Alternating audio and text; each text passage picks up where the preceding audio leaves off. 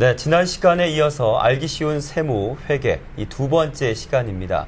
앞으로 매주 화요일 회계와 세무 대리, 경영 컨설팅 전문가인 공인회계사 모시고 회계와 세무에 관한 이야기를 나눠보겠습니다. 네, 어렵게만 느껴지는 회계, 세무에 관한 지식이기 때문에 첫 방송에 이어서 오늘도 전반적인 기초 상식을 여쭤보도록 하겠습니다.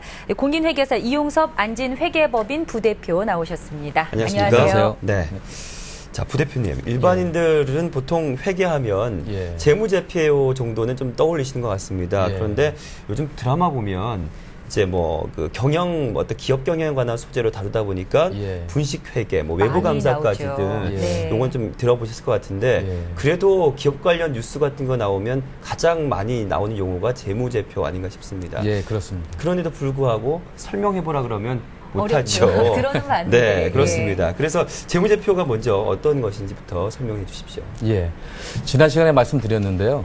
회계라는 게 경제활동 주체인 가게나 기업 그리고 국가의 어떤 재무 상태, 경영 성과, 그다음에 자금 흐름을 파악하기 위해서 그 경제활동에 대한 재무 정보를 측정하고 기록하고 요약해서 전달하는 과정이라고 회계를 말씀드렸습니다. 기업의 경우 이런 재무 정보를 전달하는 그 형태가 재무제표입니다. 재무제표는 대차대조표와 손익계산서, 현금 흐름표, 그다음에 자본변동표, 주석 이 5가지로 구성되어 있습니다. 대차대조표는 지금 요 최근에 용어가 바뀌어서 재무상태표라고도 얘기하는데 이 재무상태표는 기업의 특정 시점에 재산 상태를 나타내 줍니다. 손익계산서는 일정 기간 동안, 회계연도 동안 발생된 영업수익과 비용을 계산해서 영업활동 결과를 나타내주는 표입니다. 현금 흐름표는 일정 회계기간 동안의 자금의 유입과 유출에 대한 표를 나타내주는 표이고요. 그 다음에 자본변동표는 그 기업의 자본의 증감 내역을 나타내주는 표입니다. 주석은 이런 재무제표를 작성하는 그런 회계 기준이라든가 중요 세부 내역을 요약해가지고 정리해 놓은 표입니다. 재무제표는 그 특정 시점에 따라서 그다음에 특정 기간에 따라서 작성되는 표입니다. 그래서 대차대조표는 특정 시점의 재산 상태, 그다음에 손익계산서와 자금 흐름표, 그다음에 그 이런 그 표들은 플로우 개념입니다. 흐름 개념이라고 말씀드릴 수 있습니다. 그 금융기관들은 공인회계사를 보유하고 있습니다. 그래서 이런 전문가들을 통해서 기업에 대한 대출을 할 것인지 말 것인지에 대한 의사결정을 합니다. 이 경우 재무제표를 세심히 분석을 합니다. 그 이유는 재무제표가 그 기업의 과거 정보의 집합체이고 그 재무제표를 봄으로써 미래 예측이 가능하게 됩니다. 우리 일반 이해관계자들도 관심 있는 기업의 실상을 좀 더 나름대로 파악하기 위해서는 재무제표를 이해하는 것이 필요합니다. 기업에 대한 재무제표는 어디서 볼 수 있느냐? 상장기업의 경우는 금융감독원 다트 사이트에 가시면 확인해 볼 수 있고 비상장 기업의 경우도 나름대로 회사 사이트에 회사의 재무제표를 공시하고 있습니다. 이 일반인들은 재무제표 의미에 대해서 조금만 공부하시고 찾아보시면 관심 있는 기업의 재무제표를 보는 것이 얼마나 유용한 것인지 알 수 있습니다. 또 그 주식 투자를 주변에서 하는 분들을 보면 기업의 재무제표를 많이 열람을 하시더라고요. 재무제표가 기업의 실상을 파악할 수 있는 것이다. 요약을 해볼 수 있을 텐데요. 그럼 이 재무제표만 보고도 뭐 이중장부라거나 분식회계 같은 걸 알아낼 수가 있습니까?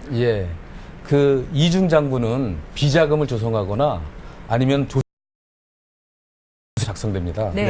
분식회계는 좋지 않은 재무 상태나 경영 성과를 좋게 표현해가지고 주식 투자자들이나 금융기관의 의사결정을 호도해서 그 나쁜 목적으로 사용할 목적으로 작성됩니다. 근데 현재 이중장부나 분식회계를 적발하는 시스템이 점점 정교해지고 있고 적발되는 경우 그 처벌이 되게 엄해지고 있습니다.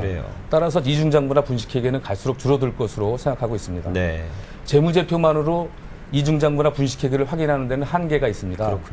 다만 이제 재무제표를 유심히 보시면 그 어설픈 이런 그 언밸런스함 같은 걸 느낄 수 있어서 어설픈 이중장부나 분식회계는 찾아낼 수 있습니다. 하지만 치밀하게 이중장부를 작성하거나 분식회계를 하는 경우에는 발견해내기가 쉽지 않습니다. 그렇겠죠. 상장회사나 일정 규모의 자산을 갖고 있는 주식회사는 외부 감사를 받고 있는데 외부 감사를 하고 있는 공인회계사 입장에서도 치밀한 분식이나 이중장부는 찾아내기가 어렵습니다. 네. 그렇군요. 참고로 네. 이중장부나 분식회계는 이 재무제표를 작성하는 회사의 책임입니다. 네. 외부감사인은 그 이중장부나 재무제표를 잘 찾아내지 못하는 외부감사에 찾아내지 못했을 때 그 책임 문제가 따르는 것입니다. 네, 네. 일반인 중에서는 이제 분식회계나 이중장부 작성에 공인회계사가 관여하고 있다라고 오해하고 있는 경우가 왕왕 있습니다. 예, 예. 네. 하지만 다만 이제 그 외부감사인이 외부감사하는 과정 중에서 분식회계를 적발해냈음에도 불구하고 이를 묵인하는 경우 문제가 될 수 있는데 예. 극히 일부에 해당된다는 사실입니다. 네. 어쨌든 공인회계사는 회사가 작성한 재무제표를 거기에 중대한 오류나 분식이 있는지 여부를 확인하고 네. 감사 의견을 내는 게 공인회계사 역할이라고 말씀드릴 수 있습니다. 네. 네. 지금 외부 감사에 대한 말씀을 해주셨는데 외부 감사에 대해 뭐 많이 듣긴 했지만 네. 그래도 좀 생소한 것 같습니다. 외부 감사가 무엇이고 또 어떤 회사가 받고 있습니까? 예. 우리나라 상장회사하고 네. 일정 규모 이상의 그 주식회사는 법에 의해서 외부 감사를 받도록 되어 있습니다. 비상장 주식회사의 경우는 자산이 100억 이상이거나 네. 100억이 안 되더라도 70억 이상의 금융기관 부채가 있고 네. 그 다음에 종업원수가 300인 이상인 경우에는 외부감사를 받도록 법에 규정되어 있는데 네. 그 이유는 이해관계자가 많고 금융기관이 이해관계자이기 때문입니다. 네. 쉽게 말씀드려서 큰 기업일수록 회사가 잘못되면 종업원, 주주, 많은 이해관계자들이 큰 피해를 보게 됩니다. 네. 그렇죠. 이런 예. 것을 막기 위한 사회적 장치가 외부감사라고 볼 수 있습니다. 외부감사는 그 해당 재무제표가 기업회계 기준에 따라 작성되어 있는지 회계감사 기준에 따라 감사를 하는 것입니다. 기업의 경영자는 재무제표를 통해서 여러 가지 주장을 하지만 그 주장이 네. 타당한 것인지 아닌지를 회계감사 기준에서 정한 절차가 있습니다. 네. 그 절차가 조회나 실사, 증빙대조, 질문 같은 절차를 통해서 그 결과를 확인하고 그 결과를 감사 의견으로 표명하는 것이 회계감사입니다. 네. 이 대목에서 조금 회계감사에 대해서 오해하고 있는 부분에 대해서 몇 가지 말씀드릴 부분이 있습니다. 네. 네. 네. 회계감사는 그 정사가 아니고 시사입니다. 그러니까 모든 거래를 조사하는 게 아니고 샘플을 뽑아서 그 샘플만에 대해서만 감사를 한다는 것입니다.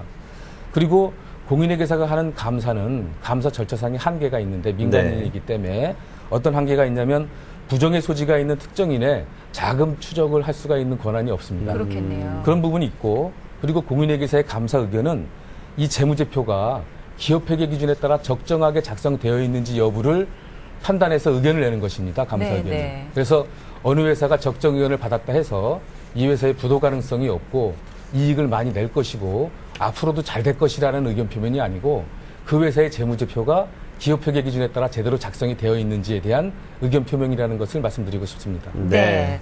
자, 오늘은 여기까지 하고요. 다음 주부터는 시청자 여러분이 궁금해하시는 구체적인 내용에 대해서 좀 들어보겠습니다. 말씀에 안진 회계법인 이홍섭 부대표와 함께했습니다. 고맙습니다. 고맙습니다. 네, 감사합니다.